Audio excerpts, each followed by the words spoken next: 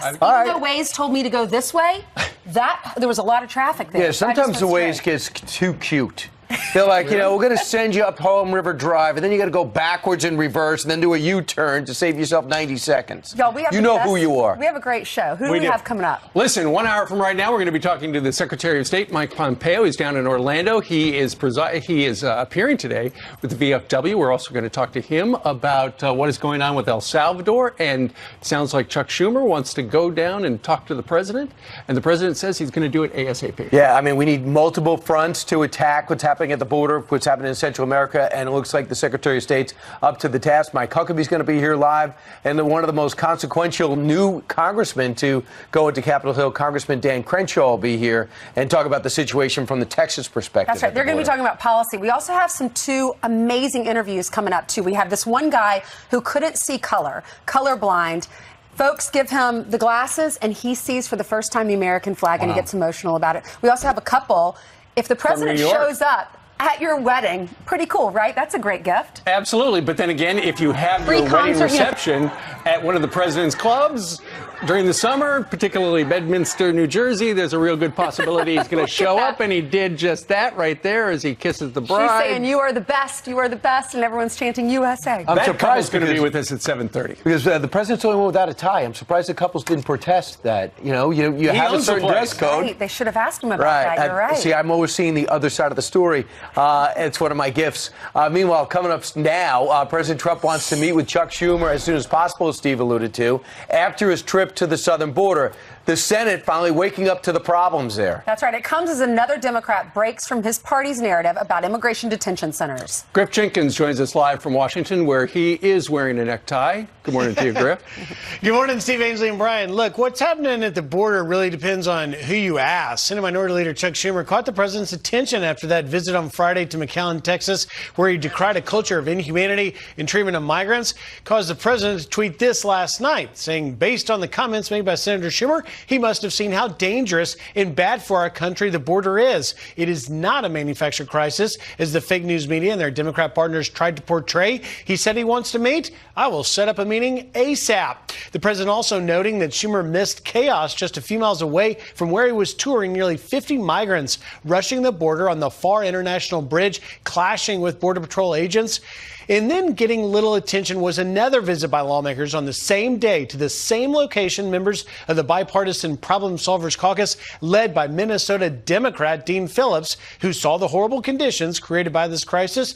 Also, though, he acknowledged that those on the front lines are not to blame. We also saw beautiful examples of humanity expressed by agents and officers at the border itself, in the facilities. Yes, we have a problem, but we have to at least acknowledge the thousands of hardworking men and women that are working under the most difficult conditions and doing so with grace. This comes as Secretary of State Mike Pompeo also acknowledges Mexico's contributions in helping stem the tide at our border. It will be fascinating to see what he has to say when he talks to you guys in just under an hour. That's right. All right, Griff, thank you very much. It would be great if Senator Schumer actually wanted to meet with the president because they got to stop pointing fingers, blaming law enforcement or each other. It is a crisis. We've been saying this for about a year. Actually, really since the midterm election when everyone said manufactured. Then they blame the president. Then they blame Border Patrol. But now that Senator Schumer's down there, I hope they come back because they could both get a win out of this. It could be a crisis in which both sides can look as though they're acting in concert and they could both get a victory. Brian, Chuck Schumer said now the Senate must pass the Democrats' Stop Cruelty to Migrant Children bill, which I think we know exactly what that bill is all about. And it would be great because then they could sit down and negotiate whether the Republicans want this, the Democrats want that. But then again, given the toxic nature of politics right now in Washington, could be a bridge too far. All right, so last week at the rally, we heard the folks chanting, send her back.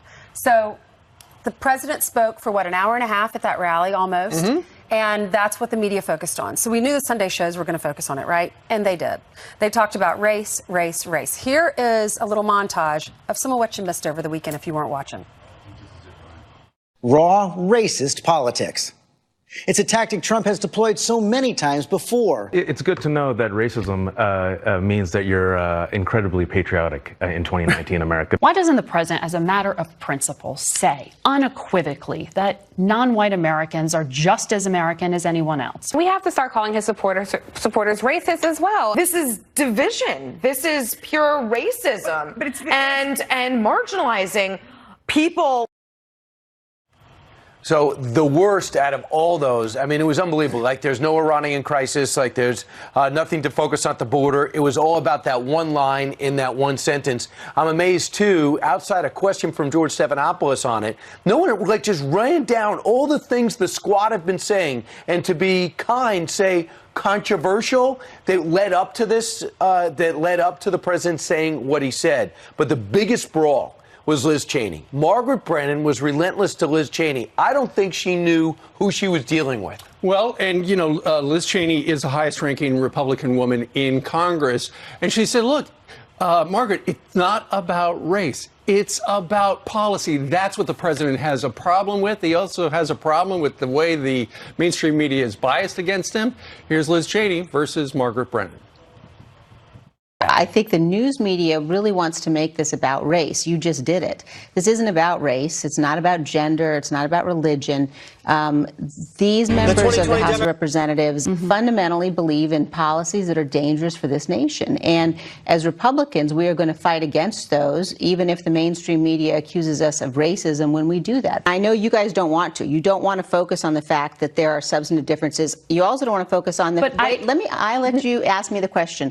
This is about but that's policy, what the president and it is talking about. He's that not is talking not about true. policy. The president every single day talks about policy. Every single day, or loving our every country? single day, this president talks about the tremendous economic growth that we have seen since he's been in office, the tremendous job growth, the tremendous capable decline of loving in unemployment. Our country has nothing to do with jobs. You are making my disagree point. with that? I think the news media, you included, ought to cover the substance, and I think it is outrageous for you to say the president doesn't talk about substance.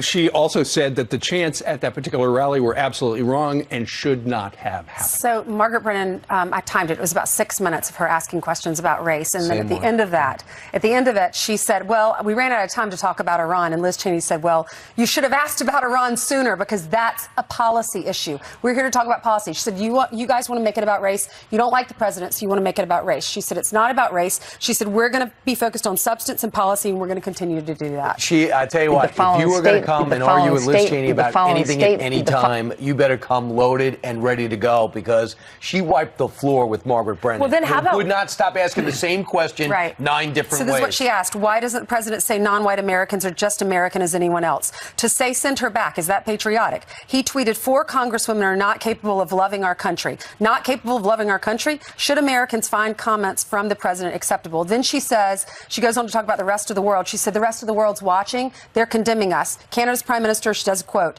German's chancellor does a quote. UK prime minister does a quote. And Liz Cheney says, American people are not going to look to foreign leaders to tell us who should lead the nation. Very good point. And it was an excellent job done by somebody who was definitely raised by Dick Cheney. Meanwhile, Mariano Rivera is the first player ever to go into the Hall of Fame unanimously. He came in as they said, maybe a chance to be a starting pitcher. He ended up being the best closer in the history of baseball. But Mariano Rivera was most known as a great person. Yes, that's why unanimously, for the first time ever, he was voted into the Hall of Fame. And at his induction ceremony yesterday in Cooperstown, he spoke in English, he spoke in Spanish, he spoke from the heart. I wanted to start this thanking my good Lord and Savior, Jesus Christ, for giving me the talent and the blessing and open doors that I could never close and no man can close. To all my coaches, all my managers, all my teammates, man, you guys are special. I cannot do it without you guys. To the fans, you guys always push me to the best. Without your support, I cannot do it. I'm so humble and blessed to receive this incredible honor. God bless you all, and I love you. Thank you. Well, most impressive about him is he was the same way after he lost, including a World Series against the Diamondbacks, as he was when he won, and that's a rare quality. What also is rare is what the Daily Beast Robert Silverman wrote. He went out of his way to do a hit piece on Rivera because he ripped the relief pitcher, the best of all time, served at the pleasure of a racist president, then took some shots because he evidently does not hate Donald Trump. He actually went on to say this. All right. So he writes, referring to Mariano, he's also served at the pleasure of a racist president, taken part in thinly veiled propaganda on behalf of a far-right government in Israel, and gotten chummy with outright bigots and apoplectic loons. None of this will be inscribed in his Hall of Fame plaque. It should, even if much of the sports world would very much like to pretend none of it exists. The Hall of Famer's actions make it clear his sympathies lie with the Trump administration. Give me a break. You can go after a lot of people, but not this guy. This guy is amazing. Everyone, you can talk to anyone here in New York who's followed his career and followed him personally. They love this guy. So, I mean, I'll give you an example. For example, Megan Rapinoe went out of his way. I don't know if you can read between the lines. The outstanding 34-year-old soccer star went out of her way to rip the president. I'm not going to the bleeping White House. There was no conservative columnist that I know that ripped Megan Rapinoe and said she's a horrible person while she held up the World Cup trophy as captain of the team. So if you don't like him, that's your prerogative. But he is no political force. He's somebody that doesn't, I have no idea what he thinks of the president, but I know that he goes many times to Israel, and I guess he thinks positive. He thinks negative about Hamas and Hezbollah. He chatted up government officials during a visit to the Golan Heights. Rivera reported to have said in Lebanon and in Syria, it's an ideology that infects their thinking. They just don't want to live in peace. That's his point of view. It just amazes me when you have someone who gives so much to the community. He does a lot of mission work. He does does a lot for people who don't have much. He remembers his background. He remembers his Lord. He thanks everyone, thanks his fans, and then the media has to do a hit job on him. Well, it's just ridiculous. one. Yeah, as far as I can tell, it's just one guy, Robert Silverman. So, what do you think about that? Please email us, friends@foxnews.com. We are also, as you know, on Facebook. All right, 13 minutes now after the top of the hour on this Monday, and Jillian joins us. Come on, Jillian. That's right. Good Monday morning to everybody. Let's start off with this Fox News alert. A massive protest expected in Puerto Rico today as the governor refuses to resign overnight.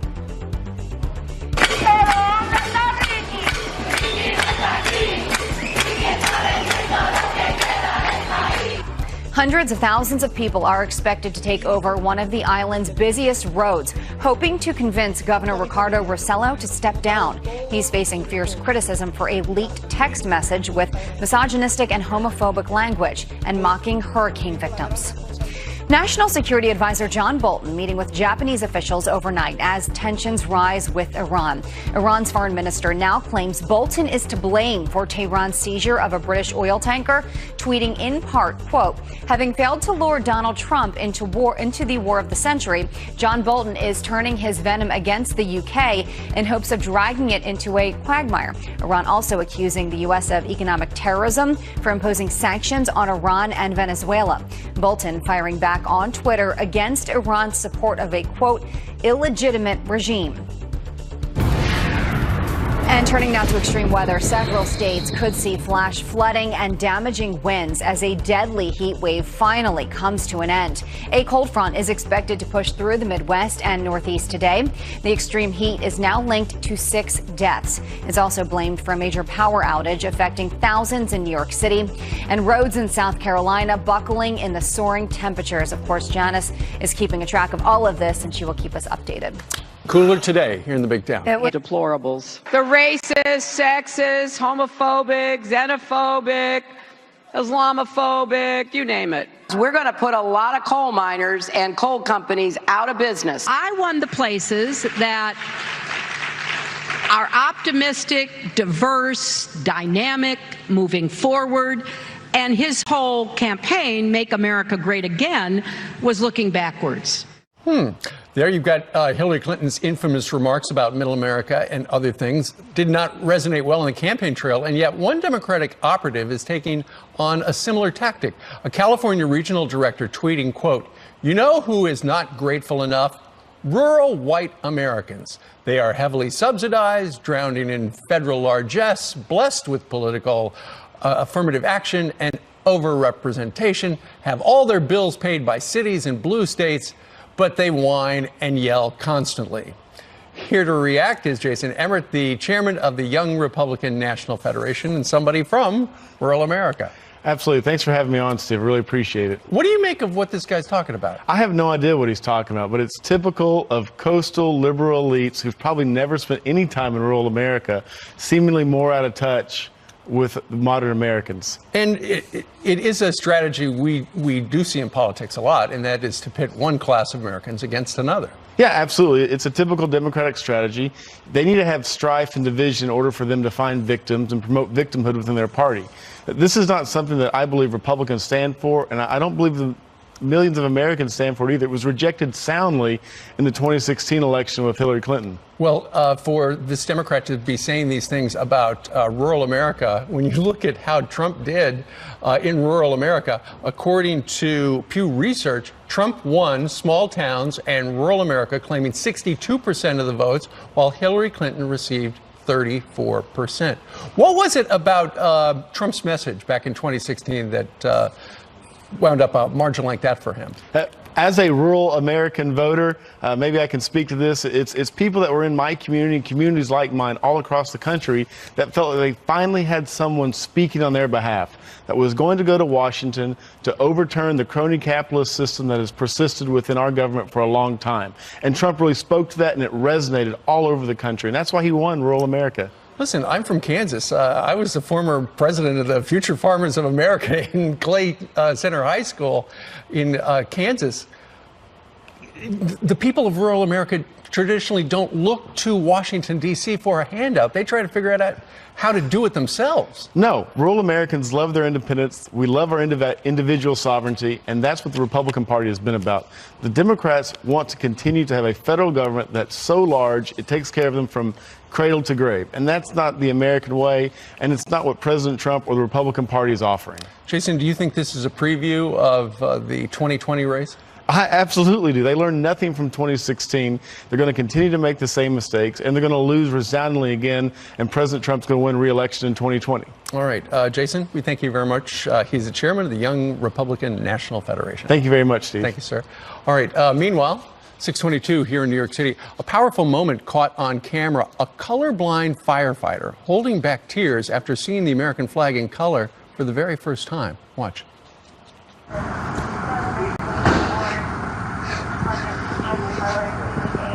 Thank you. Thank you. That firefighter and the man who made it all possible join us live next on Fox and Friends. As more than 30,000 bottles of alcohol sold under 6 different brands are confiscated. They could contain deadly amounts of methanol, a chemical found in antifreeze. And 2 girls are accused of vandalizing the Western Wall in Jerusalem. Police say they spray painted, quote, "Slaughter the Jews" in Arabic on the sacred site. They both are under arrest. The message has been covered up. Ainsley. All right, thanks, Brian. A young firefighter in Georgia holding back tears after seeing our American flag in color for the very first time. Watch.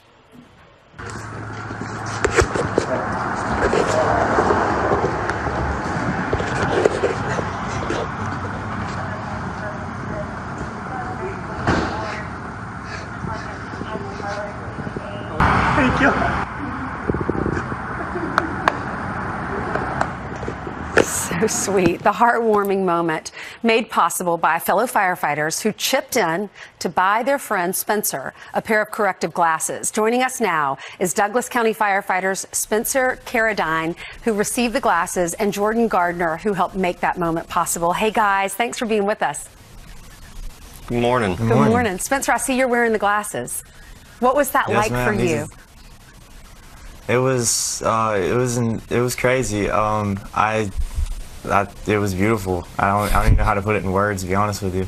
Well, what does the American flag look like if you're colorblind? What do you see? What did you see? It's like a gray. It's like the best way I can explain it. That is so sad. And now you see the light. I do. I do see the light. Jordan, set this all up for us. Tell us how this all happened. So, Spencer and I were hiking one day, getting him ready for fire school, and I was using some landmarks, and I think one of the ones I used was like a red barn. So I told him, I was pointing something out. I was like, hey, it's just to the right of that red barn right there. And he just kind of looked at me. He's like, I don't know what you're talking about. I don't see it. So I started pointing out some other things and realized that he couldn't see it. And then I started pointing out trees and a couple other things, and he couldn't see those either. So I started asking him about it, and he finally we realized that he couldn't see anything green or anything red. And Spencer, you had never known this your entire life? No, I never figured it out until I started taking the colorblind test. And then it made sense, right? It did.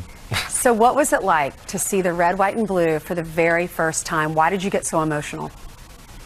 It was overwhelming. I was confused at the time.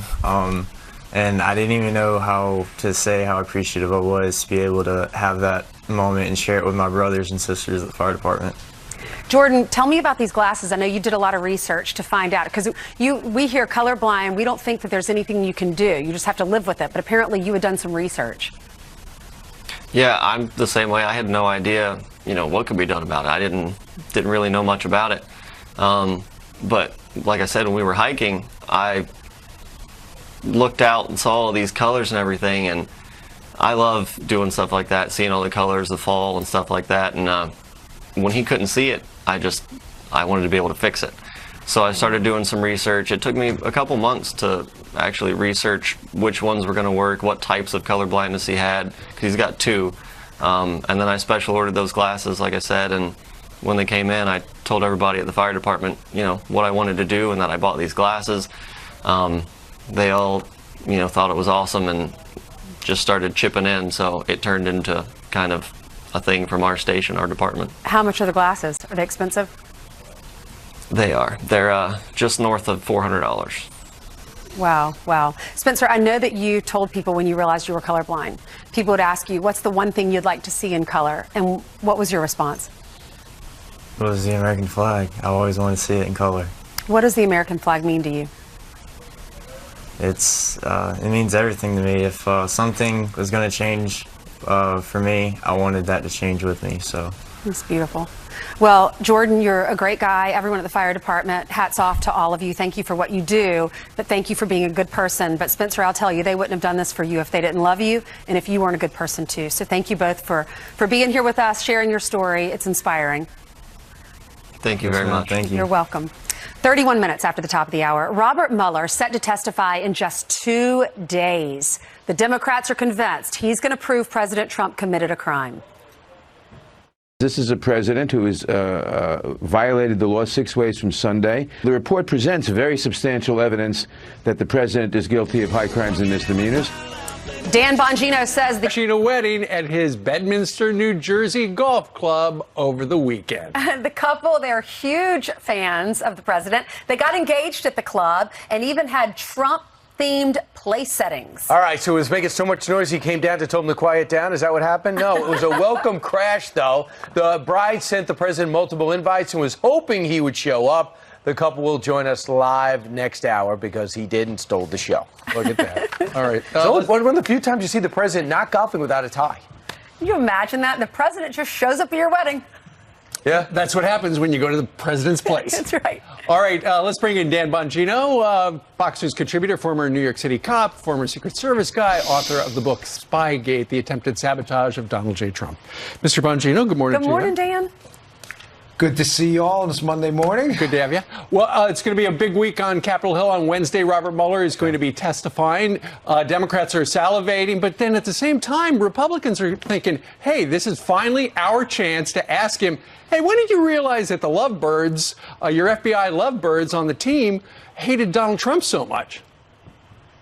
Steve, this is a golden opportunity, this hearing. I mean, I don't know why some Republicans have spoken out against it. For Republicans to finally get to the bottom of what Bob Mueller was doing. You just hit on one of the high points here, which is in July of 2017, right? Mueller's appointed in May of 2017, so we'll keep the timeline on track. So just a few months after Mueller's appointed, the Inspector General, Michael Horowitz, approaches him with this bevy of text messages from these 2 FBI officials, Lisa Page and Strzok, who are having an affair. And these messages are devastating. They don't like Trump. They don't like his supporters. They're talking about Oconus laws and other things. So it's clear to me by just a few months into his investigation, by July of 2017, that Mueller knows something's up. What is he doing for the following 675 days then? And why do they stealth fire Peter Strzok? Why not make an announcement and say you had an issue? Well, the answer is because he wanted to hide it and keep this thing going to obstruct the Trump administration. So do you think you can learn anything by looking back at his other 88 appearances about how Mueller's going to testify? Yeah, I think you can. I mean, it's clear he's going to take the Joe Friday approach here, or he's going to try. And this is where I would caution Republicans involved. I mean, I've spent 2 years of my life looking into this as deeply as you can. I got 2 books, another one coming out on this too. You can't let Mueller off the hook, and you can't let him give you one-worded answer. You have to give him open-ended, not closed-ended questions. This is not the time for yes or no, Bob Mueller. No. I want an explanation. Republicans should as well. Why his opinion? I can't even call it the Mueller report because it's an op-ed. It's a 400-piece op-ed designed to attack Donald Trump. Why he left out such key pieces of information. If I may, one quick thing on this. They say all the time, the Democrats go, well, you need to read the report. Okay, I did. Multiple times. It's not what's in the report. It's what's not in the report and why Mueller chose to leave out key pieces of information indicating that the Trump team did nothing wrong. Dan, Democrats think that this is going to prove that the president is guilty. Here's Congressman Jerry Nadler and Congressman Adam Schiff. Listen to this. The report presents very substantial evidence that the president is guilty of high crimes and misdemeanors, and we have to let Mueller present those facts to the American people and then see where we go from there. It's a pretty damning set of facts that involve a presidential campaign in a close race, welcoming help from a hostile foreign power, not reporting it, but eagerly embracing it, building it into their campaign strategy, lying about it to cover up, then obstructing an investigation into foreign interference, again to try to cover up. Who better to bring them to life than the man who did the investigation himself? Dan, when you read the report, did you think the president was guilty of high crimes and misdemeanors?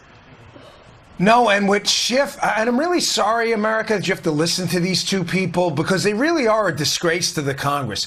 It's not that, it's what they know what they're doing here. Here's the confusion. I was a federal agent and a cop. They are intentionally confusing you. And note what he did. Schiff says, well, there's a set of facts that indicate obstruction. People thinking, let me give you a quick analogy, right? Ainsley, if you crossed yesterday as you were going to get lunch after the show, if you passed by a bank, and I wrote a report indicating you robbed the bank, we all know you'd never rob a bank, but it says, well, Ainsley Earhart was in front of the bank. We have her on video at this time, right when the bank was robbed. That's a fact. That would appear to indicate you robbed the bank. Until we find out later they have video of the actual bank robber and it wasn't you. That's what Mueller does in his report. He leaves a set of facts. Oh, Trump crossed paths with a Russian. Jeff Sessions may have met a Russian at this point. This guy spoke with a Russian. And then you find out some of these alleged Russians that they met with were contacts for the Obama administration. Then you find out the same Russians were hired by Hillary Clinton's team, by the team they used to gin up information on Trump. That's what Mueller does. So I'm tired of this. Read the report. I did. It's what's not in the report that really matters. Well, 3% of the public did. So you're one of 3%. And Dan, Mr. Mueller made it very clear at that press conference he had, look, I don't want to go up to Capitol Hill. And if I did, I don't want to, but if I did, I would only say what's in the report. So do you think he's really going to stick by that?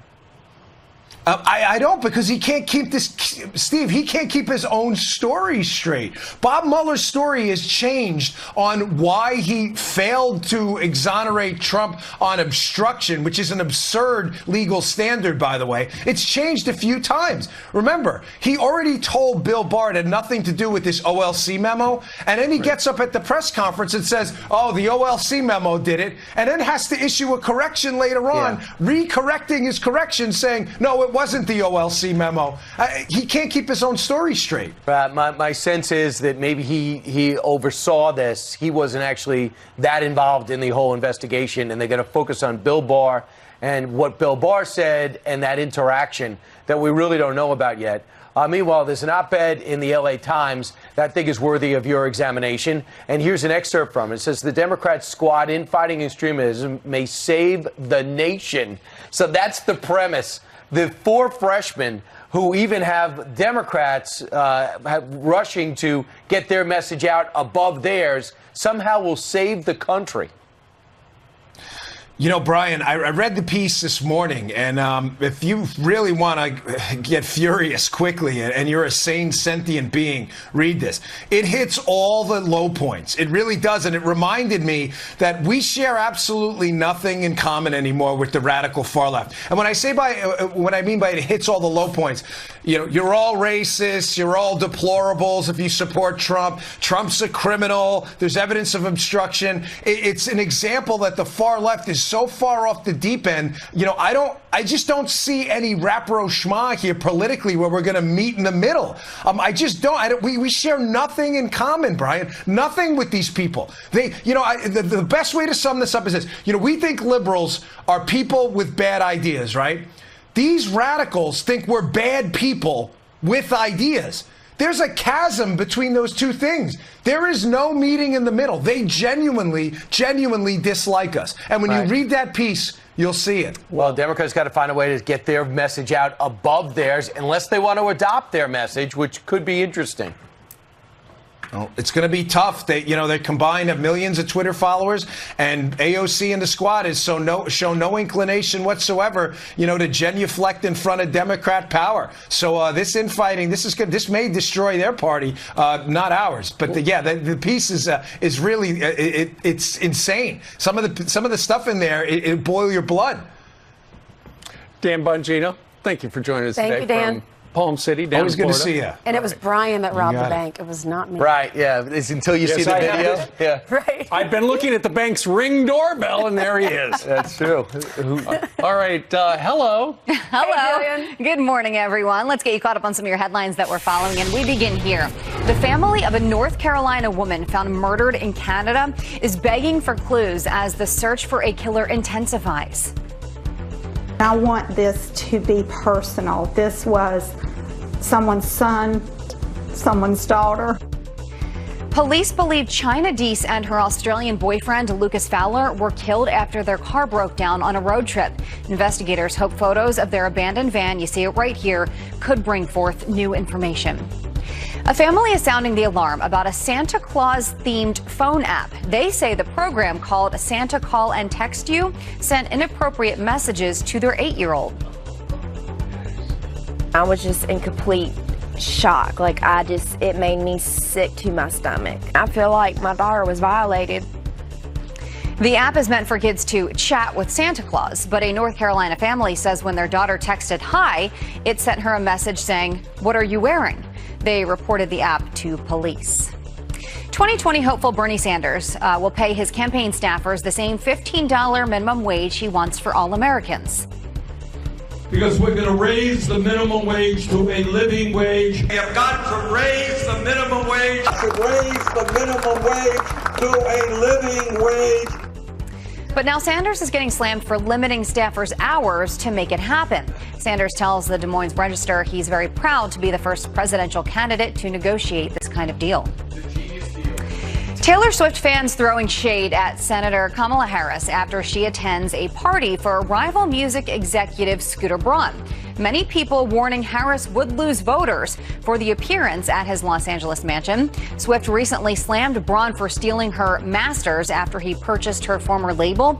The Democratic candidate also seen with music stars Katy Perry, Demi Lovato, and Ariana Grande. So apparently Taylor Swift had sent something out on social media in the last few weeks saying that he bullied her. So He wound up buying background. her entire catalog, I believe. Yep. Look at that. All right. So I don't want to get into music. I don't want this type of stress. Janice Dean joins us right now. She used to be in music when she was a DJ. Right. I used to spin the music. I've never really Who released bought your any- library? I haven't released anything yet, but I mean, the day is still young. Let's take a look at the current, well, these were the records yesterday. So yes, of course, it was hot outside, and these are actual temperatures, air temperatures, but I think we got up to crazy things like 109, 110 with the humidity. So The good news is the cooler air is coming in. So you look at New York City, we had 99 yesterday at JFK. Things look better over the next couple of days, more seasonal temperatures, 74 on Tuesday. And then with that cold front, the flip side of this is we could see the potential for stronger storms as well as flash flooding. So just keep that in mind. We have flash flood watches and warnings in effect, and that will stretch in towards the mid-Atlantic and the Northeast. So the good news is the cooler temperatures back.